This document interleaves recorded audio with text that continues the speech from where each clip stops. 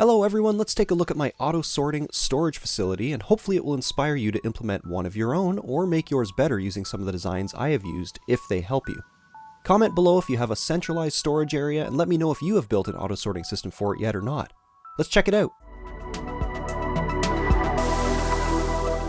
We have all seen many content creators share their storage systems with us, but I have yet to see one implemented quite the way mine is built.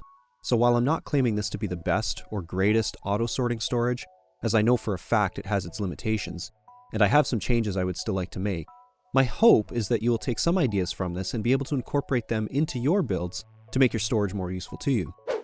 First, I'll give you an overview of its workings, then I'll go into more detail on each section, and at the end, I'll cover some limitations of my current build and suggest some changes I intend to make to improve the setup. Every sorting system begins with goods. Whether you use trucks, tractors, conveyors, or, like me, you use trains, terminating at a central station, goods are brought in, they are merged, if needed, to a main belt that sends all the items through one central processing area. Third, we need to sort the items into storage containers or different processing facilities if that is your plan for your auto sorter. And lastly, overflow needs to be processed and dealt with. So let's look at the first step in this process in more detail. I have used trains, but the principles remain the same. Trains drop goods into several stations as the first step, but you could have truck stations, belts from factories, or drones dropping items off. But all lines, secondly, are merged as the sorting system needs access to every item in order to send it to the right place. Because of this merging step, large quantities of items are not always ideal for this sort of system, but provided you can keep inflow under the total items per minute of your belts coming into the sorter, then this won't ever be an issue. I have used 2 Mark V belts for my system for a total sorting capacity of 1,560 items per minute. After the items are merged, we need a way to separate them into the different places they're going to be stored. For this, we need splitters, or more specifically, we need smart splitters. In fact, we need a lot of smart splitters. I will explain a use case for programmable splitters later on, but for now, smart splitters will do exactly what we need here.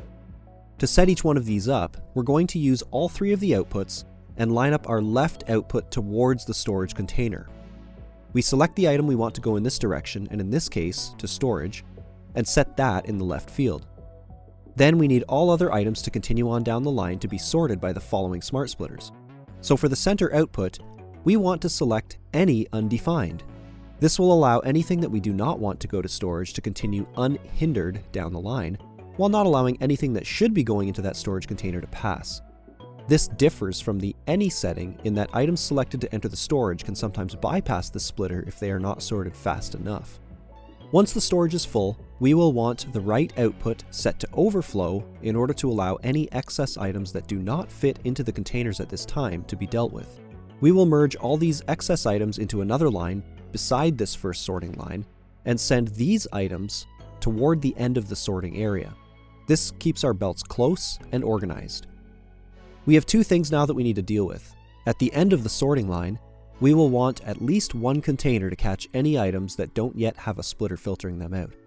That way, you know items that need a storage container added for them, or you can solve where they are coming from and eliminate them from ending up in this area in the first place. That way, you shouldn't ever clog up your auto sorter with items that aren't being sorted. You just have to make sure that after any changes are made, you check this final container for random items to see if there's anything you missed in the sorting system. Next, we will want to send the overflow line into a container to act as a bit of a buffer, then connect the container output to send the items to an awesome sink. You can also send each line to its own sink if you feel you will be sending enough items to warrant that. I personally have 3 awesome sinks, but my third is taking overflow from other production in the area. Up top, at the back of my storage, I have a catwalk where I have the items show up on a conveyor belt to allow me to see what's in the container, but the recently added signs are perfect for that as well. I have set up 4 containers per item for plenty of storage, but how many containers you use and where you place them is entirely up to you. Now, as great as this system works, there are things I would like to improve on in this design.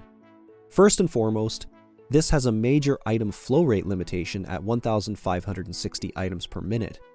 And while that is a lot, it is beginning to become a limiting factor in my current build, which isn't all that large really.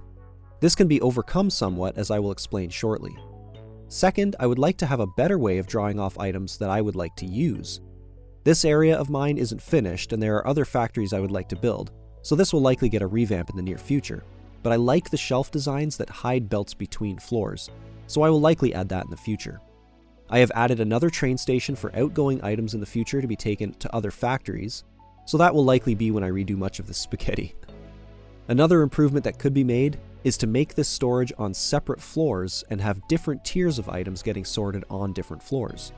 This should alleviate the item flow limits that I am currently working with by adding more belts to carry items on and separating the train stations out to different floors, but would require much more time and planning to lay out and set up in order to control which items come from which stations. It will eventually all come together as I increase production around the map and becomes a requirement.